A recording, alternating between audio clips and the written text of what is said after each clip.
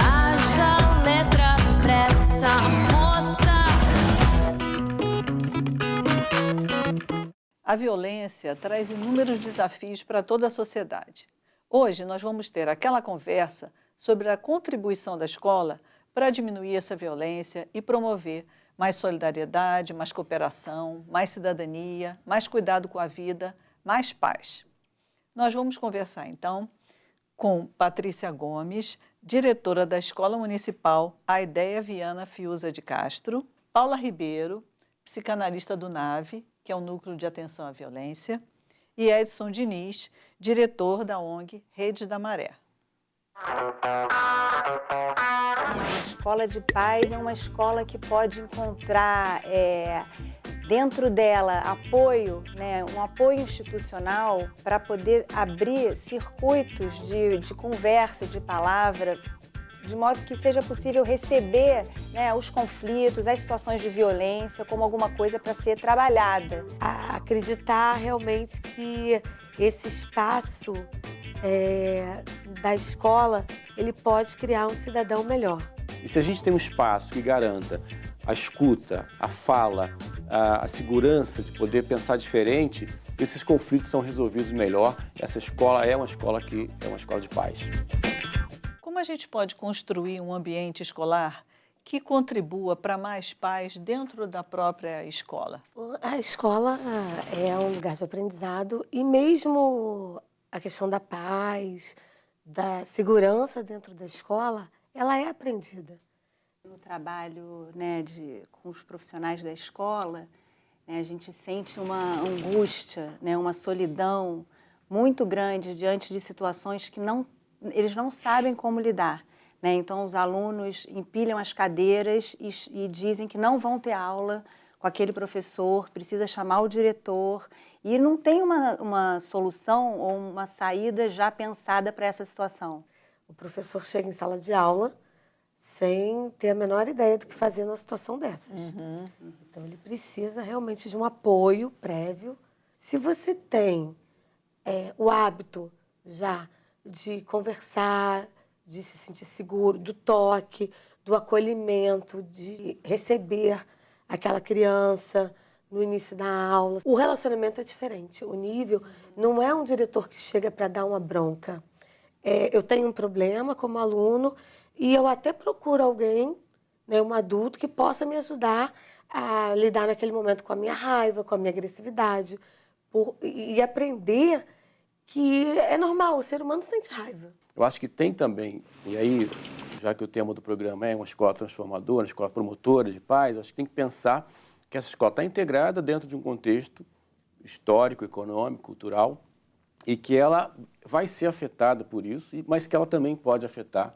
A escola tem um papel fundamental de discutir com a sociedade o que é a paz, e como que as pessoas podem se relacionar. Hoje a gente tem um problema grande nesse diálogo entre escola e família, principalmente as famílias de origem popular, que são menos escolarizadas e, portanto, elas acabam ficando meio que fora do debate sobre o que é a escola, como que essa escola deveria funcionar. Então, para mim, um dos movimentos mais importantes que a escola pode fazer, além de abrir esse espaço para os adolescentes, para as crianças falarem, é também como que dialoga com a família e como que dialoga com o território que essa escola está colocada. Eu trabalhei muitos anos com adolescentes e um deles uma vez falou assim, a gente estava num treinamento e ele olhou para os profissionais e falou assim, vocês têm que aprender a engolir o susto. Eu nunca esqueci isso. A gente se assusta e quando a gente se assusta, a gente já está fazendo uma cara de julgamento, o que corta o diálogo, né? E aí eu me lembrei daquele trabalho da professora Luana Tolentino, que é justamente o que você gostaria que a sua professora soubesse.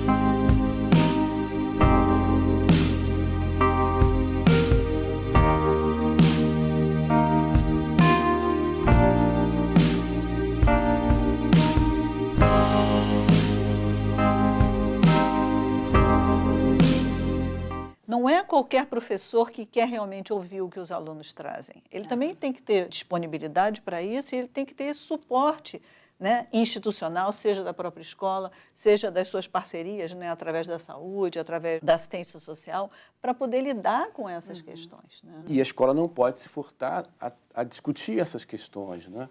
E pensar formas de como abrir diálogo e que as pessoas possam se sentir seguras, por exemplo. Às vezes os professores têm até medo de escutar, né? E do que pode chegar a eles se eles se abrirem, né, para isso. Esse professor, para ter essa disponibilidade de ouvir, ele também precisa acreditar na potencialidade daquela criança, daquele adolescente.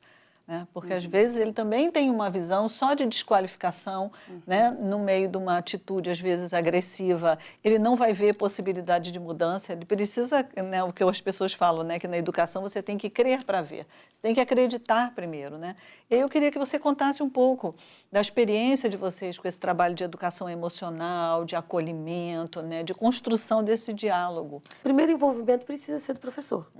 Então, encontrar as melhores estratégias para lidar com os seus alunos de acordo com o que eles estão te passando, com aquele momento emocional que eles estão vivendo. O conflito é parte do cotidiano e parte da vida. E a questão é como você resolve os conflitos. É isso. Como é que eu consigo receber uma crítica ou uma posição contrária à minha, levando em conta a posição do outro, e como é que eu me relaciono com isso? Como é que você chega a um bom entendimento e como que se trabalha a questão da empatia? Tem muitas situações em escola de situações de violência entre duas crianças, isso me preocupa muito. E às vezes tem uma pressa de atender aquele que sofreu a violência, que precisa mesmo de uma atenção, e aquele que cometeu um ato de violência, às vezes não tem a mesma atenção, né? E Cabe a ele a punição. pode precisar muito. Muitas escolas né? acham que ali só cabe a punição. E ao contrário, né? Às vezes ele precisa de mais ser ouvido. atenção do que o outro. Né? É um Nos sinal casos... que alguma coisa está errada. Exatamente. Esse conflito pode ser um momento pedagógico para quem foi violento em algum momento, xingou o outro, bateu, enfim. E discutir por que aquele ato aconteceu e como é que se podia resolver de outra maneira. E como que de outra maneira pode ser, inclusive, mais produtivo para quem praticou aquele tipo de ação. É um aprendizado maior do que só entre as pessoas que aconteceram aquele conflito. É um aprendizado que acontece com a turma inteira, com os pais que são chamados, convidados a participar, a entender o que aconteceu. Eles acabam até um entendendo o lado do outro, pedindo desculpas. Então, tem situações que, às vezes, chegam depois de muitos anos de uma repetição, né? E aí chegam para um atendimento, né, psicoterapêutico, e podia talvez ter chegado até antes, né? Porque Conta um exemplo, Paula. Assim. Teve um menino, um adolescente, que ele teve até uma situação de violência em casa, foi encaminhado para o atendimento e a mãe, cheia de coisa para fazer, assim, não levou imediatamente. Ela levou quando ela se preocupou que ele não estava mais conseguindo aprender. As irmãs estavam crescendo e estavam aprendendo coisas e ele estava sem conseguir absorver nada. E isso alimentava uma raiva muito grande, e a mãe já achando que não tinha jeito nenhum, né? Porque ele estava num nível de agressividade complicado, assim, para deixar com outras crianças na escola e na família. E ele chegou no atendimento também com muita raiva. Então, era poder estar ali junto, né, tentando, né, colocar uma palavrinha atrás da outra, o que é que deixava, o que ele estava chateado, o que ele podia falar ali. E isso fez muita diferença, porque ele não estava sendo ouvido, né, em muitas coisas, que uma panela de pressão. Né? E aí, ele conseguindo falar, ele também podia ouvir o que tinha ali na escola, alguém falando com ele, né, um professor. Isso que você falou, né, de crer para ver. Né? Porque se não for uma aposta genuína, né, de que ali tem um sofrimento, né, que quem mais está sofrendo, né, é aquele adolescente, né, aquela criança, fica fixado num lugar, né, não tem como sozinho sair. É uma alegria, né, quando você vê que às vezes, né, esse olhar cuidadoso da direção para ele, esse acolhimento, essa rede de suporte vai fazendo pequenas diferenças, né? Na verdade, ele entrou na escola, tem que haver um diagnóstico, não só com relação ao aprendizado, mas com relação ao emocional dele. Conhecer essa família precisa passar por uma entrevista, alguém, não tem família, alguém que cuida, fica com a vizinha. seja quem for. Então, nós vamos criar um diagnóstico para poder ajudar essa criança. E esse diagnóstico, ele precisa não servir como um rótulo. Ele precisa servir de apoio para planejar as ações da escola para melhorar a vida dessa criança.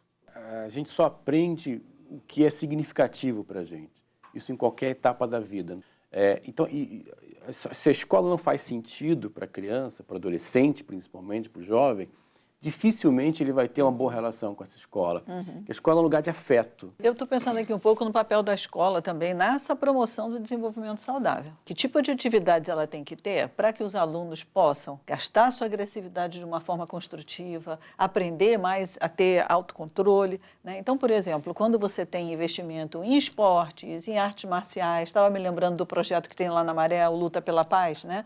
Com artes marciais, com boxe, porque essas coisas todas têm regras. Então, é uma forma de você também gastar e dar vazão à sua energia, mas dentro de limites, né? E eu queria também falar um pouco mais do protagonismo juvenil, que para mim, assim, é o caminho para a prevenção da violência. Porque são os jovens justamente discutindo questões que são relevantes para eles, para a sua comunidade, e no que eles estão planejando, eles estão também negociando conflitos. Eu quero fazer A, o outro quer fazer B. Eles, às vezes aquilo dá certo, às vezes aquilo dá errado, então também é uma forma deles avaliarem as consequências daquilo que eles fizeram. Quando aquilo sai bem feito, eles recebem o reconhecimento da sua comunidade, então é também uma forma de incentivar a autoestima, né? A participação cidadã. Eu acho que esse é um dos caminhos mais importantes, né? Nós estamos falando de uma escola pública onde 90% ou mais do que isso, do público da escola pública é formado por crianças e jovens de origem popular. Então, esse tema também tem que ser levado em consideração nos planejamentos, nas discussões e na escuta que essa escola coloca, porque essa coisa das desigualdades sociais colocam também muitas dificuldades para as famílias e para as próprias crianças. Então, quando a escola pensa nessa relação com a família, a relação da família com o saber, com os professores, eu acho que esse é um tema que tem que estar dentro também. Estava pensando também, às vezes, a própria demonização que o professor faz de determinadas opções de lazer ou da sexualidade desses jovens também tem a ver com o desconhecimento, às vezes, dos valores daquela comunidade, né? Você tem grupos sociais diferentes que estão no mesmo espaço, que têm origens diferentes e que têm valores diferentes, culturas diferentes, quando se encontram, se não há uma predisposição a esse encontro, uma abertura de diálogo, o que você tem são visões antagônicas e que isso pode gerar, inclusive, discriminação. Isso. A própria questão da violência, que não é só a violência física, mas a violência simbólica, a violência cultural, é o funk que é demonizado muitas vezes, que é mal compreendido, é o baile, enfim. Então, se esse encontro ele não é aberto a esse diálogo, né, que você falou bem, você pode gerar mais violência ainda dentro da própria escola. E aí eu fiquei pensando um pouco também nas crianças mais vulneráveis, né? Aqueles que estão com infrequência à escola. Também como é que a gente pode, né? Isso também é uma ação de prevenção da violência, né? A gente ter uma ação para esses jovens que estão quase saindo da escola ou que estão fora da escola. Como trabalhar isso? Quem dentro da escola vai pegar esse fio, né? Porque a criança está por um fio, ela tá por um fio, mas ela está ainda, né? É muito importante, assim, quando o professor tem um espaço para levar as situações que estão preocupando, né, e que estão por um fio, né, para ver como é que vai pegar, né, quem é na escola que a criança tem uma maior relação, uma proximidade, né? Como você já tem aquela prática de conhecer o seu aluno, saber com quem, né, perceber com quem ele é mais ligado, ele criou um laço maior, então é usar essa pessoa para buscar essa criança. Nós somos muitos, nós não estamos sozinhos, como muitas vezes se imagina. Então, compartilhar essas angústias e compartilhar esses temores, inclusive, é fundamental. A escola não pode abrir mão desse espaço de reflexão. Eles são muito mais do que só para contar histórias. Eles são também de renovação. Isso. E eu gostei do que você falou, de renovação da esperança dos professores que também. É o que você falou da crença das das crianças, né? Isso é um exercício.